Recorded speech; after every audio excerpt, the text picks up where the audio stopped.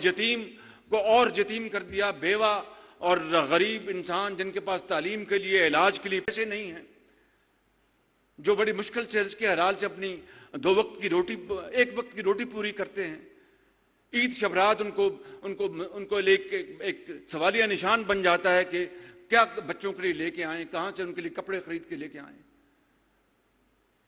तो इस तरह पाकिस्तान के साथ जुल्म और ज्यादती ने कहा कि इस हमाम में सब नंगे हैं, मुझ समेत 75 साल का ये अलमिया है, लेकिन रोने धोने से तो कुछ नहीं होगा। यकीनन इन तमाम मामलात का एक शफाफ एहतसाब हर सूरत होना चाहिए, चाहे वो मेरी हुकूमत है या किसी और की हुकूमत, चाहे वो डिक्टेटरशिप थी या एक पॉलिटिकल रजीम।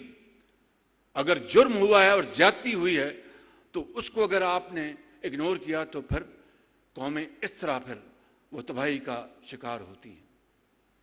और अगर एहतसाब हो इंसाफ के साथ और किसी के साथ कोई विक्टिमाइजेशन ना हो, ज्यादती ना हो, वो कौमें फिर अपना ऐसा सफ़र इख्तियार करती हैं। कोई 49 में चीन अपनी आज़ादी की आंख खोलता है तो आज 2023 में दुनिया की 2nd लार्जेस्ट इकॉनमी बन जाता है। कोई पाकिस्तान का नक्शा 60 की दिहाई में जनूबी कोरिया उसका चरबा उसको वहाँ पर इम्प्लीमेंट करता है तो आज वो दुनिया की इकॉनमीज में बहुत तेज़ी से आगे बढ़ जाता है। जापान और जर्मनी जंगे दोइम में बिल्कुल वो देवर रेस टू ग्राउंड, बिल्कुल उनको उनका तख्ता कर दिया गया था। करोड़ों लोग लुकमा अजल बन गए, उन्होंने हिम्मत नहीं हारी, उन्होंने 60 साल में वो दोबारा ऊद के वापस दुनिया में आए। आज जापान और जर्मनी दुनिया के 3रे और 4थे लार्जेस्ट इकॉनमीज हैं, या 4थे या 5वें। ये कोई जादू नहीं है, कोई छू मंत्र नहीं है, ये है कमिटमेंट, एक लगन, शौक और तामीर और तरक्की के सफ़र को अबूर करने के लिए जान और जोखों पर लगाकर पूरी हिम्मत के साथ सफ़र तय करती हैं कौमें और कौमें बन जाती हैं। तो इसलिए मैंने शुरू में कहा था कि मुझे इन मंसूबों की संग बुनियाद रखकर खुशी भी हुई, मगर इस मंसूबे ने बेपनाह तकलीफ दी।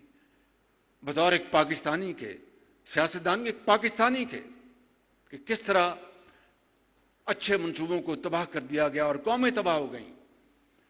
मेरे बुजुर्गों, भाइयों और नौजवान साथी और बहनों, मैं यही आज अर्ज़ करना चाहता हूँ कि आएँ, हम हिम्मत बांधें।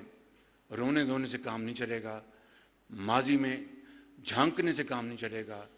आएँ, कमर बांधें, माजी से सबक सीखें और पाकिस्तान को अजीम बनाएं कि इसी में हमारी, वगरना आने वाली नस्लें हमें माफ़ नहीं करेंगी, ना अवामी अदालत ना खुदा की अदालत, मुझे इस पर कोई शक नहीं। आए आज फैसला करें कि हम माजी के इन तमाम धब्बों को धोएंगे और पाकिस्तान को अजीम बनाएंगे, सिर्फ दिन रात मेहनत, अमानत और दयानत के सफ़र के ज़रिए, और कायद की और इकबाल की रूह को तस्कीन पहुँचाएंगे और लाखों शहीदों को जिन्होंने पाकिस्तान के लिए अपना खून दिया, उनकी रूहों को सकून पहुँचाने के लिए 77 अरब रुपए मज़ीद लगाकर अब ये मुकम्मल हुआ है, जिसके लिए यकीनन मैं वज़ीर आला पंजाब, उनकी टीम को, जो उनके MD हैं पंजाब पावर कंपनी के, फेडरल गवर्नमेंट के मिनिस्टर ऑफ पावर और MOS पेट्रोलियम, जिन्होंने पूरी तरह फैसिलिटेट किया कि ये मुकम्मल हो गया, अब ये चल पड़ा। लेकिन आप बताएं मुझे कि ये 77 अरब रुपए का जुल्म इस गरीब कौम के साथ, कि हम जब कशकोर लेके जाते हैं तो शर्म आती है और उंगलियां उठती हैं, मगर दूसरी तरफ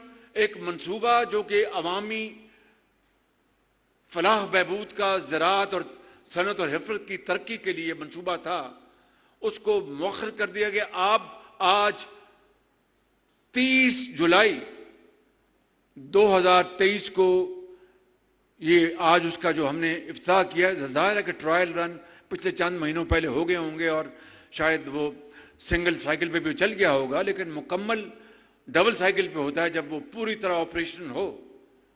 तो मुझे बताएं कि اس کا خون کس کے کندھے پہ آپ تلاش کریں گے؟ 77 ارب روپیہ قوم کا جو دریا برد ہو گیا، کس سے آپ لیں گے؟ کس سے حساب لیں گے آپ؟ یہ ہے وہ ظلم اس ملک کے ساتھ جو ہوا، اس طرح بربادی ہوئی، اور اس حمام میں سب ننگے ہیں بالکل۔ 75 سال کا یہ قصہ ہے۔ پدی قومیں کہاں پر اوجے سریا سے آج وہ باتیں کر رہی ہیں، اور ہم آج بھی رینگ رہے ہیں۔ یہ وجہ ہے، کوئی اور وجہ نہیں ہے۔ اگر اس کو جانا جاتا کہ یہ عوامی فلاح اور ترقی کا منصوبہ ہے، اور یہ نواز شریف صرف اگر اس نے اس کو اپنا سنگ بنیاد رکھا ہے اور یہ ملک کی ترقی کا ہے، تو شاید ترقی کا پہیہ بڑی تیزی سے آگے بڑھ رہا ہوتا۔ میں یہاں پر کوئی خود نمائی کی بات نہیں کرنا چاہتا۔ 1122 جب 2008 میں آیا تو اس کی شروعات پنجاب میں ہو چکی تھی۔ یہ عوامی فلاح اور بہبود کا ایک شاندار منصوبہ تھا جس کو ہم نے پورے پنجاب میں کونے کونے میں پھیلا دیا، اور میں نے کبھی ہچکچاہٹ سے یا کبھی بھی اپنا میں نے کام نہیں لیا کہ میں اس کی تعریف نہ کروں، یا اس زمانے میں جس زمانے میں بنا، جہاں سے اسکاٹ لینڈ سے آیا، جو لے کے آئے، سب اس کے تعریف کے مستحق ہیں، تحسین کے مستحق ہیں، کیونکہ یہ پنجاب کے عوام اور ملک کے عوام کی ترقی اور بیمار لوگوں کے لیے جن کو اس کی بڑی سخت ضرورت ہوتی ہے، جہاں ایکسیڈنٹ ہوتے ہیں، سیلاب آتا ہے، کیونکہ یہ this was some thing in the national interest. تو یہ ہے وہ سب سے بڑا گناہ، بیماری جو آج ہمارے جسم میں لگ چکی ہے۔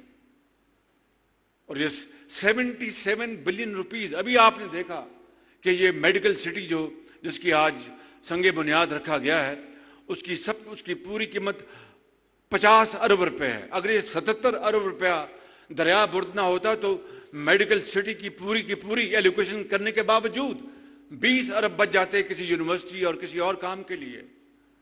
یہ ہے میرے بزرگوں اور نوجوان ساتھیوں، بہنوں اور پولیٹیشنز اور سرکاری افسران، ہماری تاریخ کا حادثہ، البناک ترین واقعہ۔ اور یہ اکیلا ایسا واقعہ نہیں، یہ تو چونکہ سامنے آ گیا، اس طرح کے بے شمار واقعات ہماری 75 سالہ تاریخ کا حصہ بن چکے ہیں۔ تو میں آج یہ کہنا چاہتا ہوں کہ اگر اسی طرح ہمارا چال چلن رہا، یہی ہم نے اپنے دکھی انسانیت کے ساتھ کرنا ہے، تو پھر آپ یہ کہتے ہیں کہ پاکستان کی معیشت کیوں زمین بوس ہو گئی، کشکول توڑنا چاہیے، اور ہمیں قرضے نہیں لینے چاہیے، اور ہمیں اپنا ہندوستان سے آگے نکلنا چاہیے، اور ہمیں دنیا میں اپنا کھویا مقام حاصل کرنا چاہیے۔ اس طرح تو نہیں ہوگا۔ یعنی کوئی تو اس کا جواب دے، کوئی تو پوچھے یہ کدھر ہے وہ ہمارے عدلیہ، انصاف کرنے والی عدلیہ؟ انہوں نے کیوں نہیں اس کا 100 نوٹس لیا؟